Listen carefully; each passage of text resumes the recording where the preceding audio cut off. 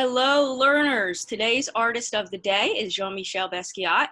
He is a Puerto Rican and Haitian artist who is known for mostly his street art, his paintings, his primitive and neo-expressionist style.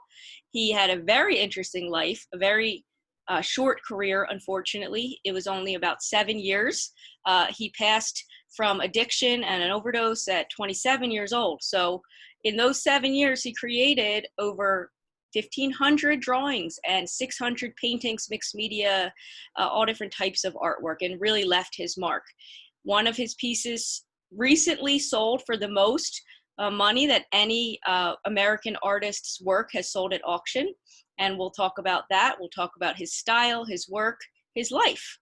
So without further ado, let's start with the quote. "I don't think about art when I'm working. I try to think about life." And Basquiat had quite an interesting life.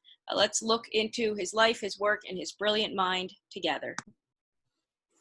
So as I mentioned, he was an American artist of Haitian and Puerto Rican descent. He also identified as bisexual. One of the relationships he had was actually with the singer Madonna, which is interesting because at the time in the 80s, this was before her career really took off, but I digress. So let's talk about Basquiat. He first achieved fame as part of Samo, which was an informal graffiti duo who wrote enigmatic epigrams in the cultural hotbed of the Lower East Side of Manhattan during the late 1970s. This is a time when rap, punk, and street art coalesced into early hip-hop music culture. And by the 1980s, his neo-expressionist paintings were being exhibited in galleries and museums internationally. He had a very prolific short career. He would draw constantly. He would use objects around him as surfaces when paper was not immediately at hand. Basquiat grew up as a precocious child. He learned how to read and write by the age of 4. He was already a gifted artist. By the age of 11, he was fluent in French, Spanish, and English. When his mother was committed to a mental health institution, that's when things started to fall apart a bit, and he left home. Even though he was homeless, he really was incredibly resourceful, turned to art, turned to the streets, and made himself into a name through his street art, through his talent, through his connections. He befriended Andy Warhol, who took great interest in his work. If you look at the top right or the top left painting with the spray paint, you'll see it was a portrait of him and Andy Warhol. Warhol had a very big influence on Basquiat. You look at the skull, you look at the 3 people in the picture at the bottom. When you look at his work, it's different. You will recognize, oh, that's a Basquiat.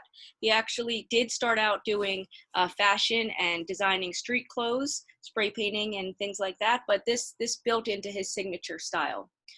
So when you look at his work, you see it's more than just bright colors. It's an intriguing composition. There's text. It's thoughtful and powerful and interesting. And like all artwork, it's not necessarily something good or bad. You know, what's interesting is he says, I can draw. You know, a lot of people think that this style is easy, quote unquote, or it's something because it is primitive that doesn't require as much talent, but that is definitely not the case. This is the way he chose to draw, the way he chose to reflect himself, and his art was his voice. He used to speak about complex social issues and politics. His work is still very relevant today. And as I mentioned at the very beginning, one of his pieces sold at Sotheby's auction. It was a new record high for any American artist at the auction, and it sold for $110.5 million in 2017. So his work, his legacy lives on. There's lots of documentaries and videos about his life, but he was a true artist, a true innovator and creator, and he was gone from this world way too soon.